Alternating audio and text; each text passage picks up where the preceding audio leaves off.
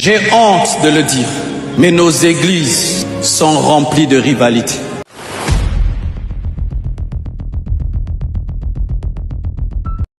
Vous, qui avez une bonne réputation à l'église, c'est bien, mais vous êtes en danger. Je sais ce que je dis. Quand on a une bonne réputation à l'église, si tu ne fais pas attention, tu auras l'orgueil de cette réputation.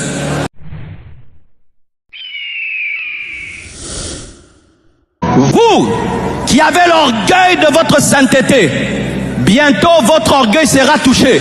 Votre réputation sera salie, mais vous êtes saint. Je rends grâce à Dieu pour ce qui m'est arrivé. Rien ne me touche plus. Qu'est-ce que tu vas dire de moi de nouveau? Satan, on a déjà dit. Sorcier, on a déjà dit. Meurtrier, on a déjà dit. Escroc, on a déjà dit. Qu'est-ce que tu peux me dire aujourd'hui qui va me troubler? Rien ne peut me troubler. Je suis devenu un chrétien 4 fois. Donne-moi un amen. On peut t'accuser d'avoir trompé ta femme, tu n'as rien fait. Tu vas faire quoi? On peut dire que tu as volé dans la société, mais tu n'as rien fait. Qu'est-ce que tu vas faire? Tu vas prouver à tout le monde que tu n'as pas fait? Plus tu prouves, plus on dit que tu as fait. Tu te tais, tu prêches, tu chantes, tu danses, tu te tais, tu prêches, tu chantes, tu danses, tu te tais, tu prêches, tu chantes, tu danses. Mais un jour, le roi aura un songe et personne ne pourra interpréter. On ira te chercher dans la prison et on dira, je connais quelqu'un qui interprète les songes. Joseph! Tiens bon, même en prison. Joseph, tiens bon. Et il y a des gens qui sont zélés pour que leur propre justice, cet habit souillé, ne soit pas davantage souillé. Ce sont des personnes qui ont l'orgueil spirituel et qui n'aiment pas se retrouver dans les bêtises, qui n'aiment pas que leur réputation soit salie, qui n'aiment pas les choses médiocres.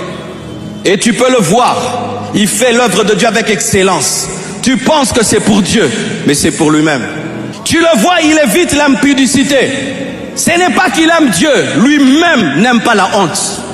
Même quand il était païen, il n'aimait pas la honte. Tu peux être zélé parce que tu es quelqu'un déjà qui aime l'ordre naturellement. Tu es ponctuel naturellement.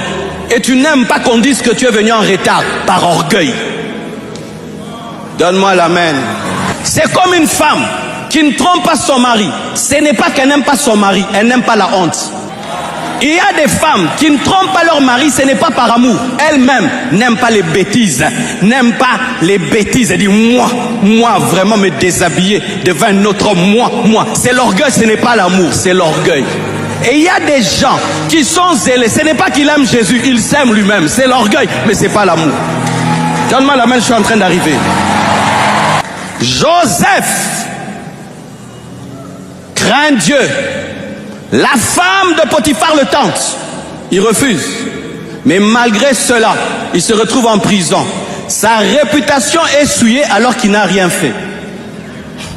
Vous, car j'étais comme vous. J'ai fui comme vous.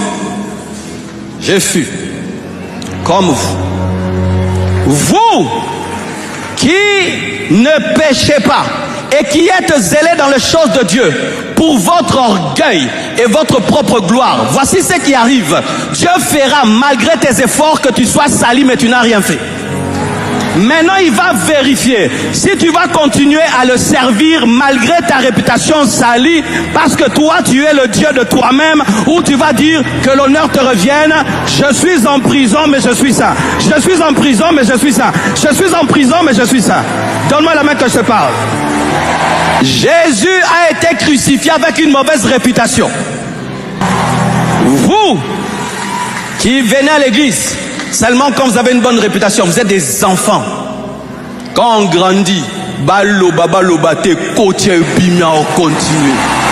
On t'accuse de quelque chose et tu n'as pas fait, mais ça se répand dans l'église et tu restes à la maison. Pourquoi? Tu es un orgueilleux. Quelque chose disparaît à l'église, on dit que tu as volé, mais tu n'as pas volé. Voleur, voleur, voleur, mais tu n'as pas volé. Je ne viendrai plus dans cette église. On m'a soupçonné. Moi, voler dans ma vie, je n'ai jamais volé. Même pas un clou, même pas un drap, même pas ceci. Ferme la bouche. Va à l'église, va servir Dieu. Dieu te justifiera. Je me suis converti il y a 15 ans par l'apparition de Jésus. Une lumière m'apparaît, une voix me parle. Imagine, quel zèle. Quand Christ est venu dans ma vie, je sentais quelque chose en moi. Je sentais vraiment quelque chose. Ça s'est passé pendant des mois. Et un jour, je me réveille, je ne sens rien. J'ai dit, Dieu, tu es parti. Il m'a dit, tu n'as pas cru aux émotions. Tu as cru en ma parole. Lorsque tu es zélé, parce que quand tu pries, tu pleures. Tu as la joie. Tu sens le feu. Fais très attention. Dieu n'est pas obligé de te donner tous les jours des émotions et des expériences. Il y a des temps, tu prieras, tu sentiras que Dieu n'est pas là. Il est là. Il y a des temps, tu prieras, tes yeux ne s'ouvriront pas. Tu n'entendras rien, mais il est là. C'est la période de la vie où tu expérimentes la seule feuille de la Bible qui est toute blanche. Elle fait partie de la Bible, mais il n'y a rien qui est écrit, mais elle est dedans. C'est une période de la vie chrétienne où tu viens à l'église, les chansons ne te touchent pas. Même le prédicateur quand il prêche, tu ne sens plus les choses que tu sentais, mais Dieu est là. C'est un temps où tu dois grandir, où maintenant tu es avec Dieu par décision. Eh bandeko, nabi mamna oloba. Les nouveaux convertis aiment les temps des sensations. Ils pleurent. On te touche, tu tombes. Il y a un temps, ton pasteur te touche, tu ne tombes pas. Il a toujours l'onction. Dieu ne veut pas que tu tombes. Il veut seulement que tu crois. Où tu viens à l'église, tu trouves le culte monotone. Tu trouves, tout est fade. Tu penses que tu dois arrêter. Tu dois continuer. C'est comme dans le mariage. Des fois tu sens, des fois tu ne sens pas. Mais tu n'es pas dans le sang, tu es dans l'alliance, tu es dans l'engagement, tu es dans l'alliance, tu es dans l'engagement. Chrétien émotif, faites attention, Dieu ne te fera pas tout le temps des diki-diki. Dieu ne te donnera pas tout le temps des émotions et des sensations. Dieu ne te donnera pas tout le temps des expériences, mais te donnera tout le temps sa parole, sa parole, sa parole et sa parole. Et sa parole dit quoi? Je suis avec toi, je ne t'abandonnerai pas, je ne te délaisserai pas. Même si tu ne sens pas, il est là. Jésus à la croix a dit, Père, pourquoi m'as-tu abandonné? Mais le Père était là. C'est à la croix que les plus grandes choses ont eu lieu. Mais c'est à la croix que Jésus se sentait le plus abandonné. Il y a des temps dans ta vie, il n'y aura plus d'émotions. Mais c'est quand Dieu te creuse et fait de toi un homme profond, un homme qui dépend de lui et pas de ce que tu sens. J'aimerais parler à tous les mendiants de l'église. Tous les mendiants. Certains mendiants sont même en cravate, en costard. Pendant qu'on prie, tu ne fermes jamais les yeux. Tu regardes toujours celui qui est bien habillé. Avant la fin du culte, tu attends toujours devant les belles voitures. Tu attends toujours devant les belles voitures. Tu connais tous les hommes riches de l'église. Plus que même le pasteur. Tu connais même les maisons, même les bureaux. Tu as transformé la maison de Dieu en caverne de voleurs. Quand tu cherches le pasteur, ce n'est jamais pour une délivrance, jamais pour une guérison. Toujours dossier, dossier, dossier, dossier. Toujours des dossiers. Où sont les fidèles qui nous cherchent à nouveau pour qu'on leur explique la Bible au bureau? Où sont les fidèles qui nous cherchent encore à l'église pour confesser leurs péchés? Ça devient rare. Karambongo nebo senga rabiso. Pourquoi senga biso karambongo? Tonyo kwama. Sur 50 WhatsApp que je reçois des fidèles, la moitié, l'argent. D'autres même te mentent. Il n'est même pas malade. Il se prend une photo avec une injection qui ne finit nulle part. Pasteur, toi si on t'envoie des photos comme ça, quelqu'un qui est à l'hôpital lui-même s'est fait un selfie. Non, là. Bao perfizenga. gens de peu de foi, gens de peu de foi, gens de peu de foi. Fixez vos regards vers l'auteur de la foi et le consommateur de votre foi, Jésus-Christ de Nazareth. Et si on va t'aider, on t'aidera. Mais le but de ta venue dans l'église, ce n'est pas cela. Je ne fais plus les appels de fonds où je dis clairement qui va donner 100 000 $, 50 000 $. Avant, je le faisais, j'ai arrêté. Quand quelqu'un se lève dans la salle, vient ici, et il prend une enveloppe de 100 000, on prend une photo de lui. Après le culte, il va résoudre tous les problèmes de l'église. C'est pourquoi j'ai dit, comme Dieu t'a dit, fais un virement en banque, viens au diaconat, donne au bureau.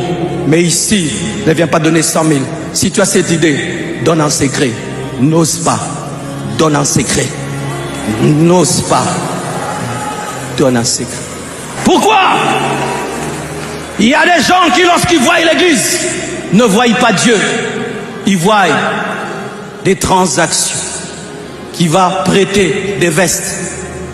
Il va faire un commerce en secret. Il va faire un business sur nos têtes. Comment il va nous vendre des body à nous tous? Comment il va vendre des chaussures à nous tous? Comment est-ce qu'il va nous inviter nous tous à son restaurant? Comment est-ce qu'il va se connecter à tel, qui va le connecter à tel et à tel, et il va faire son réseau? C'est la seule chose qu'il voit. Ma prédication, c'est une distraction. Lui, son culte commence à la fin. Quand on dit Amen, Wana, Atamando, la Mouki. Frère, c'est comment? Je peux avoir ton numéro? Voici ma carte. Nous, on se bat pour gagner les âmes. Lui, il est là pour prendre. Lorsque je prêche pour l'offrande du prophète, je suis un vendeur, un échangeur. Lorsque tu chantes pour qu'on te donne l'argent dans l'église, ton zèle est amer. Oui, je ne croirai jamais aux musiciens qui demandent l'argent avant de chanter. Nous-mêmes, on pense à toi. Et on va bien penser à toi. Mais ne fixe pas un cachet avant de te tenir chanter à Bunda. Et si quelqu'un l'a fait pour chanter à Bunda, frère, Zongisama Bonzawana. Dos pesayo nandenga bien. Oh, pesanga amen, hein. Si pour prêcher à Bunda, je réclame à mon frère de me donner l'argent avant de prêcher, j'ai changé la maison de Dieu en caverne de voleurs. Si pendant que je prêche, ma pensée n'est pas de vous édifier, de vous transformer, mais c'est que l'homme de Dieu, Ken, va me donner, parce qu'il me bénit très bien. Je suis devenu un pasteur cupide. Lorsque tu choisis où prêcher, en fonction de l'argent qu'on te donne, tu es cupide. Lorsque tu choisis où chanter, en fonction de l'argent qu'on te donne, tu es cupide. Des musiciens qui ne chantent pas dans des petites églises, qui ne chantent que dans des grandes églises, des cupides. J'assume ce que j'ai dit. Lorsque vous venez à l'église pour avoir le travail, pas pour prier, vous avez changé le lieu de culte en caverne de voleurs. Va à Philadelphie, tu auras le travail.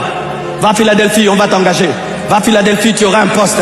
Va à Philadelphie, on va te pistonner. Tu es un charnel. Tu es un charnel. Tu n'aimes pas Dieu. Tu n'aimes pas Dieu. Tu n'aimes pas Dieu. Toi, tu n'aimes pas Dieu. Tu n'aimes pas Dieu. Tu n'aimes pas Dieu. Tu n'aimes pas Dieu. Toi, tu n'aimes pas Dieu. Arrêtez de déranger le pasteur pour qu'il vous pistonne, qui vous connecte. Cherchez le pasteur pour qu'il vous enseigne la Bible, qui prie pour vous. Mais vous cherchez maintenant le pasteur. Tu connais tel, hein? Pistonne-moi, pistonne-moi. Ah! Voilà, vous allez pour passer pasteur. Eh, personne n'amène un là-bas. Moi, qui suis un peu à côté de lui, vous faites de nous les secrétaires des... Hein? Maintenant, lui, il est devenu qui? Arrêtez de nous chercher pour ça. Arrêtez de nous chercher pour ça. Arrêtez de nous chercher pour ça. Toi, tu es là pourquoi? Tu as même ton dossier là, non? Toi, tu n'as pas la Bible, tu as ton dossier. Tu as ton dossier, ton dossier, ton dossier, ton dossier. Toi, tu n'as pas la Bible. Est-ce que même tu écris mes enseignements? Tu attends la fin du culte, pasteur Yango. Charnel que tu es, distrait que tu es, charnel que tu es. Lorsque vous venez à l'église, pour qu'on vous aide, pour qu'on vous aide, pour qu'on vous aide, qu'on vous donne, vous ne donnez plus. On est en train de construire. Tu ne penses pas donner? Tu as donné quelque chose ici, rien. Mais qu'on t'aide, qu'on te donne. Un petit $1000, un petit 3000, un petit 4000. Tu as reçu même un petit 100 000 comme tu es là. Nayoluba. Oui, tu viens pour qu'on te donne l'argent. Là, c'est que toi tu vois ici. Tu ne vois pas la gloire de Dieu, toi tu vois l'argent. C'est tout ce que tu vois. Tu regardes.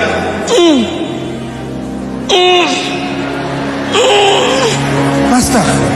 Arrêtez cela. Ayez la foi en Dieu. Ayez la foi en Dieu. Venez chercher Dieu. Et Dieu vous donnera au-delà de ce qu'un homme peut vous donner. Devenez spirituel. Devenez consacré. Sortez de ces choses. J'ai honte de le dire, mais nos églises sont remplies de rivalités. Même entre nos églises, des rivalités. Des gens qui sont jaloux qu'un président prie ici. Vous qui critiquez Philadelphie parce que le président prie ici. Tout le monde aimerait que le président prie chez lui. Il faut être sincère. C'est la jalousie. La jalousie. Qui n'aimerait pas enfanter un enfant qui devient président de la République? Nous tous. Mais quand c'est l'autre qui engendre un fils qui est président, oh, jalousie. Nos conventions sont devenues des rivalités de prédication. Qui va prêcher mieux que l'autre? Et alors? Qui va faire tomber les gens plus que l'autre? Et alors? Qui va faire pleurer les gens plus que l'autre? Et alors? Qui va faire tenir les gens debout plus que l'autre? Et alors? Qui va vibrer plus que l'autre? Et alors? Qui va donner les détails des paroles de connaissance jusqu'à 50 ans? Ton grand-père d'il y a 100 ans. Et alors? Qui va donner les détails des dates et des adresses? Et alors? Et alors? Et alors? Et alors? Toi, tout ce qui te motive à Bunda, c'est parce que ton ami s'est marié. Vrai ou faux? Yes. Okobalandoki, Okobalandoki, Okobalandoki, Okobalandoki, Okobala. Maman Esther, Okobalandoki veut dire tu veux épouser un sorcier. Okobalandoki. Qu'est-ce qui te motive à Bunda? Qu'est-ce qui motive ton jeûne, ta prière? La rivalité, la compétition. L'autre achète, moi aussi je vais acheter. L'autre voyage, moi aussi je vais voyager. L'autre accouche, moi aussi je vais accoucher. Aussi au colite. Tu le vois prêcher, il ne prêche pas. Il veut prêcher plus que les autres. Tu le vois jeûner, il veut l'onction plus que les autres. Tu le vois prophétiser, il veut démontrer plus que les autres. L'orgueil, la rivalité. Qui est le plus grand prédicateur de la convention? C'est Dieu seul qui connaît. C'est seul Dieu qui connaît. Nous allons être la plus grande église. Je serai le plus grand pasteur. Dieu ne t'appelle pas être le plus grand pasteur. Dieu t'appelle à être fidèle. Certains stress que nous avons même pour servir Dieu, ce n'est pas pour Dieu. Est-ce que je vais performer? Est-ce que je vais sauter? Est-ce que je vais... En soi, Dieu t'a donné un bon message, une bonne prédication. Mais comme tu as l'esprit de rivalité, tu as mal au ventre. Le mal de ventre est là. Ce n'est pas la sorcellerie, c'est la rivalité. Sois à l'aise. Dieu est avec toi. Dieu t'a appelé. Tu iras de l'avant. Tu feras de grandes choses. Quittons les rivalités et les compétitions. L'esprit de dispute. L'esprit de compétition. Être le premier. Tyson fut le premier. Il est toujours le premier. Holyfield fut le premier. Il est toujours le premier. Usain Bolt fut le premier. Il est toujours le premier. Personne n'est éternellement premier. Seul Jésus est l'alpha et l'oméga. Éternellement, nous tous, nous passerons. Nous passerons. Nous serons tous des anciens champions. Des anciens champions. Des anciens champions. Vous, qui avez une bonne réputation à l'église, c'est bien. Mais vous êtes en danger. Je sais ce que je dis. Quand on a une bonne réputation à l'église, si tu ne fais pas attention, tu auras l'orgueil de cette réputation. Quand le pasteur dit, dans cette église, il n'y a pas une sœur aussi pure que Soisé. Mais un jour, Soisé attrape la grossesse. Soisé attrapa la grossesse. Tu vas continuer, tu vas quitter l'église. Qu'est-ce que tu vas faire? Tu demandes à Dieu pardon. Tu reconnais le mal que tu as fait et tu entres dans l'église. Même si on te regarde et on parle de ta grossesse, tu entres avec ta grossesse. Tu entres avec ta grossesse. Parce que si Dieu t'a pardonné, tu es pardonné, tu es lavé. Qu'est-ce que tu sais que les hommes disent? Tu es pardonné, tu es lavé, tu entres. Donne-moi l'amen, hein?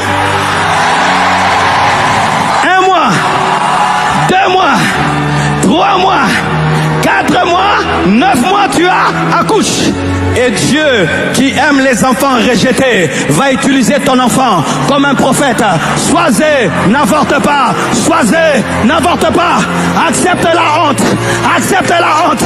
Mais n'avorte pas. Endure ce qu'on dira. Mais n'avorte pas. L'un des hommes de Dieu qui a bâti ma spiritualité. Un jour, il commet une erreur mondialement connue. Il vient à la chair. Il demande pardon. On le fait asseoir. Mais malgré qu'on l'a fait asseoir, malgré qu'il ne tombait plus, la culpabilité restait dans sa vie. Il est mort, je crois, l'année passée, ou cette année, il est mort culpabilisé. Pourquoi? La propre justice. Les gens qui ont la propre justice perdent le zèle lorsqu'ils commettent une erreur. Les gens qui ont l'orgueil d'être saints, d'être purs, perdent le zèle lorsque leur habit est souillé. Que Jésus soit ta seule fierté. Que Jésus soit ta seule fierté. Que Jésus soit ta seule fierté. Que Jésus soit ta seule fierté. Hein? Je sais ce que je te dis. Hein? Que Jésus soit ta seule fierté. Aujourd'hui, je m'en fous de ce que les hommes disent. Heureusement que Dieu m'a brisé. Ça m'a donné un mental où je n'ai que faire de la vie des hommes. Heureusement, j'étais faible.